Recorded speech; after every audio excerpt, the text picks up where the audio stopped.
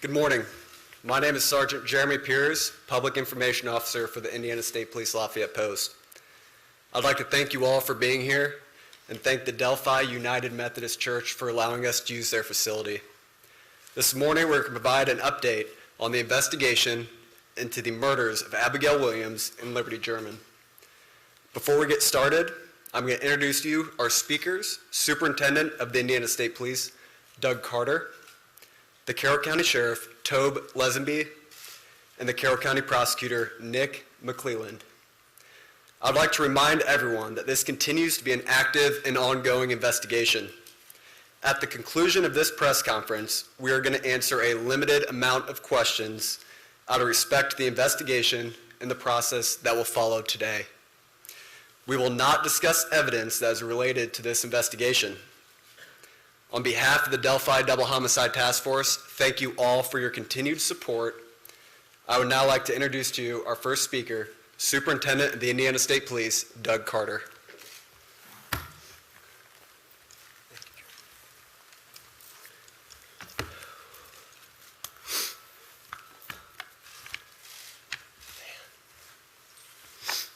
Give me just a second here.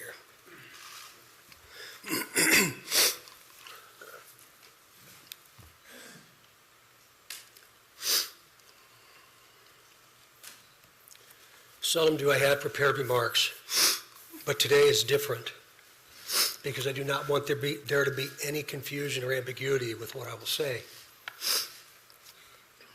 Today is not a day to celebrate, but the arrest of Richard M. Allen of Delphi on 2 counts of murder is sure a major step in leading to the conclusion of this long-term and complex investigation.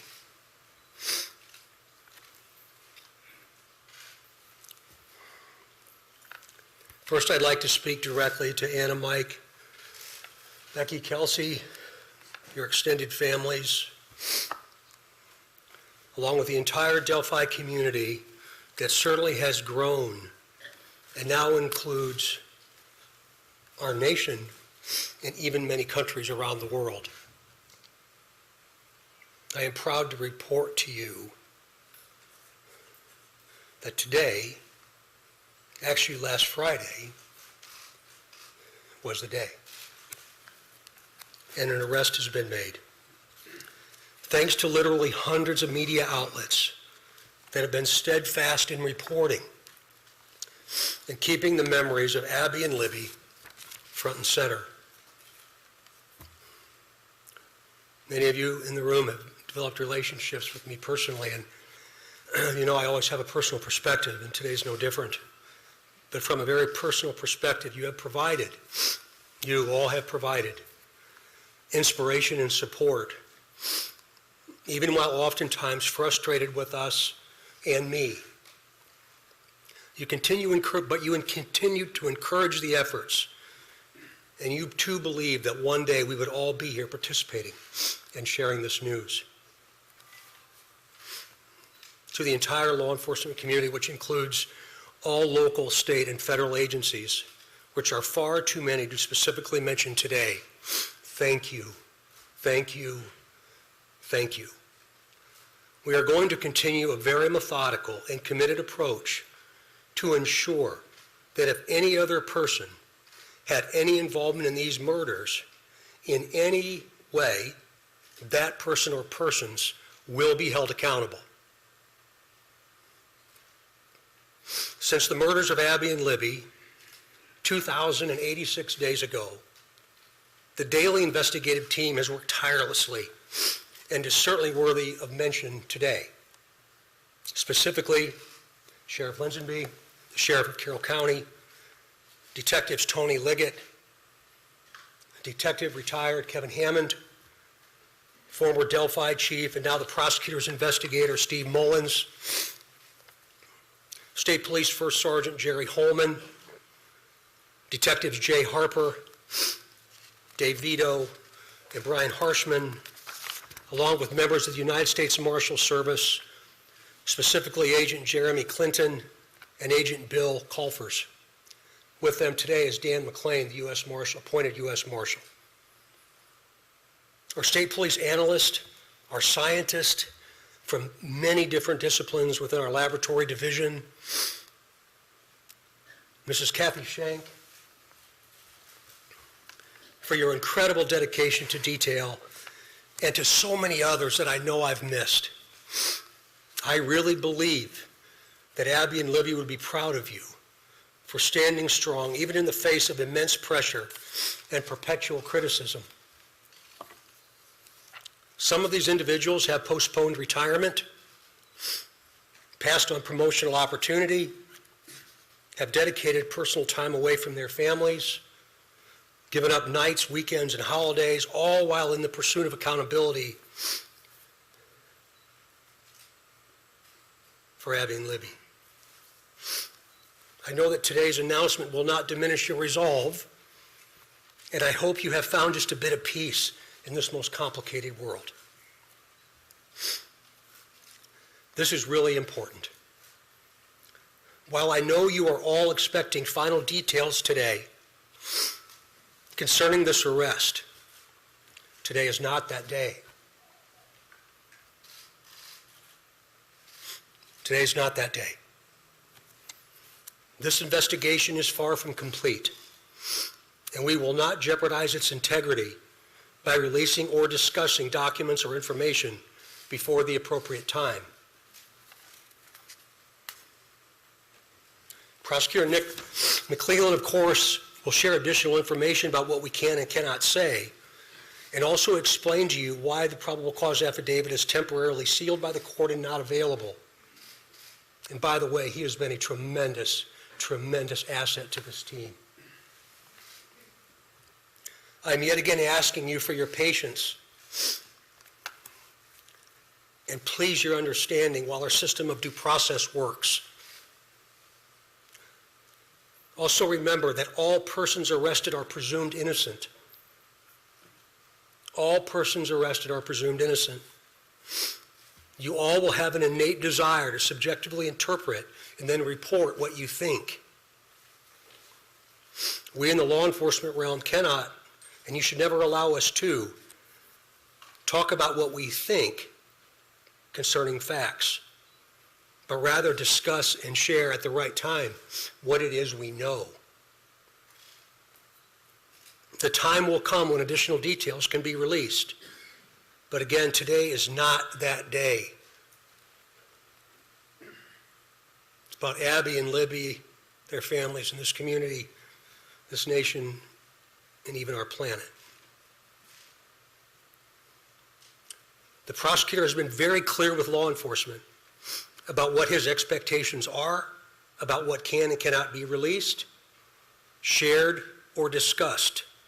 So we will, of course, comply.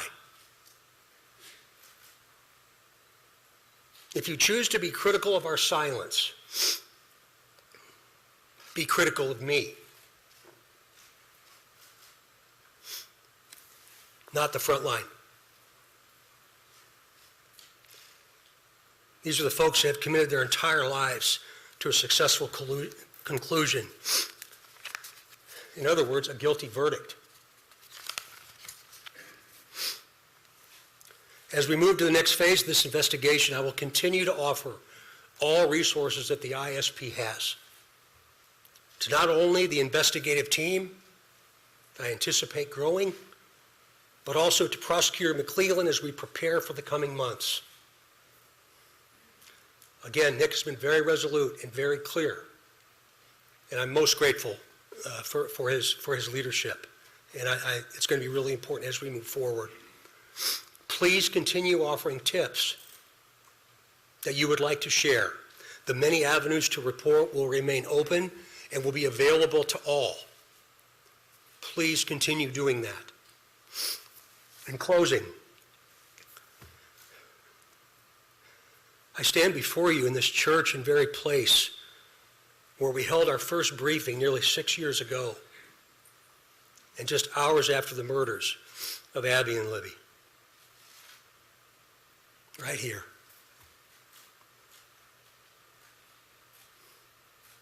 Pulling in today, I wasn't really sure what emotion I would experience. but peace came over me. And I didn't expect that to happen. And I hope all of you, with all the different responsibilities you have from around the planet today, have felt some of that as well. But remember, we're not done. I think what we all have experienced proves that together there's nothing we cannot do. But more importantly, giving of ourselves, all of us,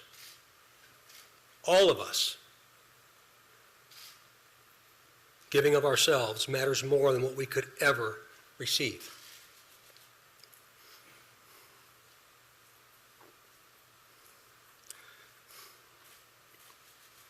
Abby and Libby, though in death, have had a profound effect on so many of us, on how we live, and as importantly, who we all should be. I would now like to introduce to you my friend and the Carroll County Sheriff, Tom Lidsby, for his remarks. Sheriff.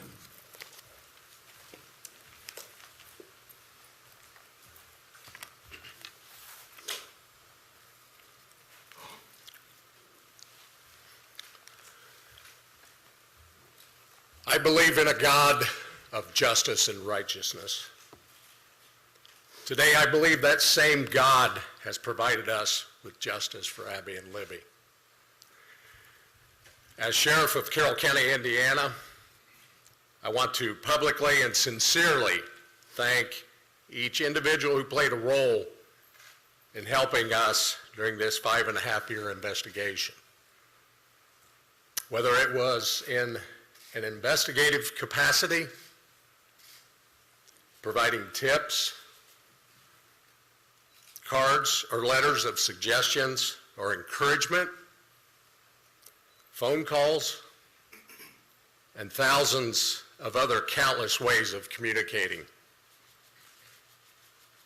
I earnestly thank those who prayed for this moment in time.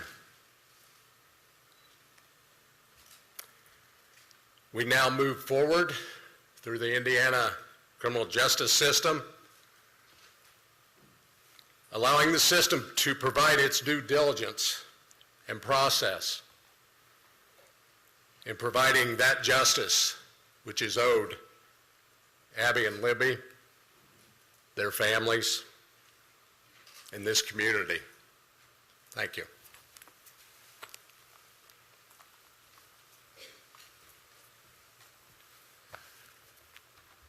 Welcome, everybody. My name is Nicholas McClellan. I'm the Carroll County Prosecutor, and before we get started, I want to reiterate some of the things that Sheriff Lesby and Superintendent Carter stated. I first want to thank both of them. They've been a great support to my office throughout this investigation. They've always been there for a phone call and always been willing to help a hand or a line of assistance to me and my office during this investigation. I want to thank the team behind me. This is the Homicide Task Force team that we've put together. Thank them and thank their families for being so understanding for the many nights they've worked away from their families, away from their children. There are many dates in a lifetime that you're going to remember. The date your children are born, the date you're married, the date you buy a first house, the date Abby and Libby went missing. One of those dates was last Friday, October 28, 2022. At that time, we had gathered evidence to formulate a PC that we submitted to the court, and the judge did find probable cause for an arrest of Richard Allen. He's been charged with 2 counts of murder for the murder of Abigail Williams and Liberty German. This investigation is still very ongoing. We're keeping the tip line open, the tip email open. We encourage everybody to continue to call in tips, not only about Richard Allen, but about any other person that you may have. For that reason and for the nature of this case, the probable cause and the charging information has been sealed by the court. I've been very clear to everybody that per the court order, we cannot talk about the evidence that's in the probable cause or the evidence that's in the charging information. That will become evident to you at some point and it will be released, but right now is not that day. Today's about Abby and Libby, focusing on them. Mr. Allen has had his initial hearing. He's entered a preliminary plea of not guilty. The matter's been set for a pretrial on January 13th at 9 a.m., 2023, and a trial date of March 20th, 2023 at 9 a.m. He is presumed innocent. We will have an opportunity and day in court when we can present the evidence that we have against him. But until that day, he is presumed innocent. I want to open it up to a few limited questions from the audience. But again, keep in mind, we are not going to talk about the evidence that we have in this case or about the charging information. We cannot. Those things have been sealed by the court. And so I want to open up a few questions. Prosecutor, when did Richard Allen become a suspect, and do you think he acted alone? Again, that's part of the investigation, so I'm not going to talk about those things. What I can say is that we have probable cause established by the court for his arrest, and he is in custody. He's being held currently without bond. How long has he been a suspect? I'm sorry? Again, that gets into the evidence we have of the investigation, and I know from everybody it's frustrating. I know everybody, not only reporters, but the family, everybody wants to know more information. I understand it's frustrating, but my goal is to maintain the integrity of this case. Superintendent, Superintendent Carter, you had said that you believe that you had spoken to the suspect or the suspect's family 2 years ago.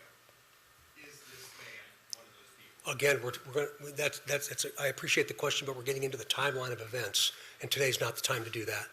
Can you talk about how rare it In terms is? of the family, I know you've had a lot of conversations with them, and you were almost in tears pretty much when you started off this press conference. Can't imagine how emotional it is for everybody that's worked on this case. What was your conversation first like with the family, Matt, and when you were able to tell them you finally got the suspect?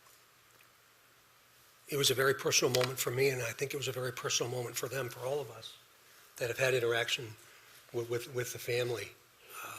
We developed a relationship that I think is going to last at least one lifetime, and maybe a second. So it was a very, very, very sad yet a very humbling experience. Superintendent, you asked for tips, detective work, there was a reward for $325,000. Did this all come together to make this nexus? Is that the combination of all three things that led us to this day, or is it one or the other?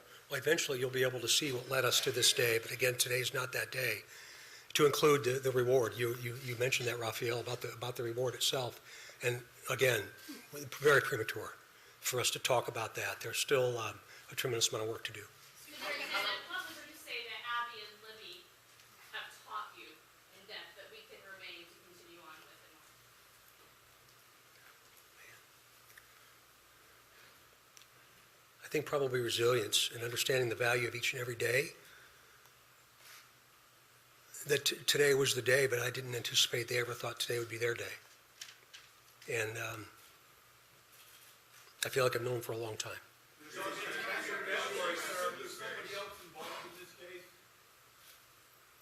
Excuse me? Do you assume there's any other individuals involved in this case? We haven't closed the door on the investigation, and so that's why we keep the tip line and the tip email open.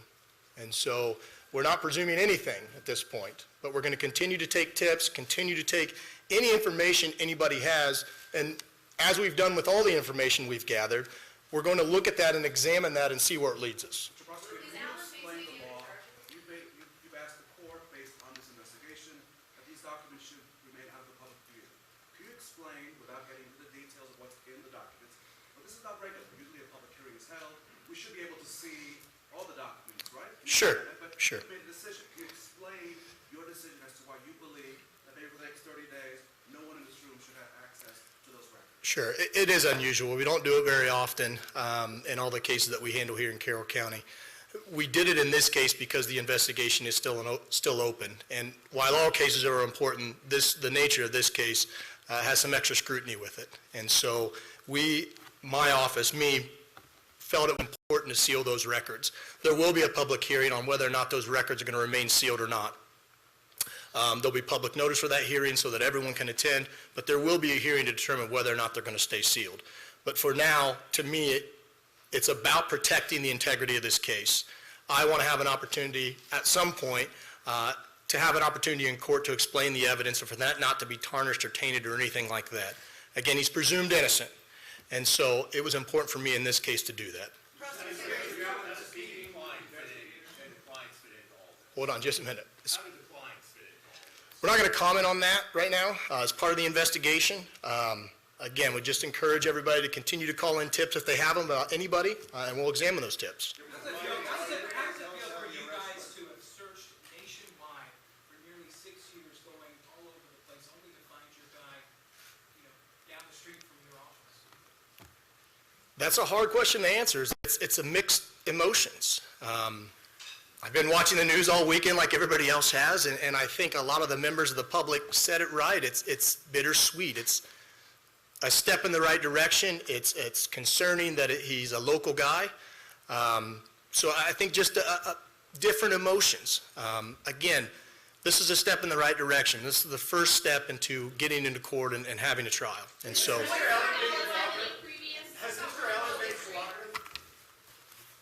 All right. That concludes our press conference today. Shortly, I will be releasing a press release that will have his photo and a couple more details that'll also be here for handout. That'll also be on the Indiana State Police Lafayette Post Facebook page. Right after this press conference, I'm going to send it out. There's also hard documents in the back. Thank you all for taking the time to be here today, and be safe as you travel home.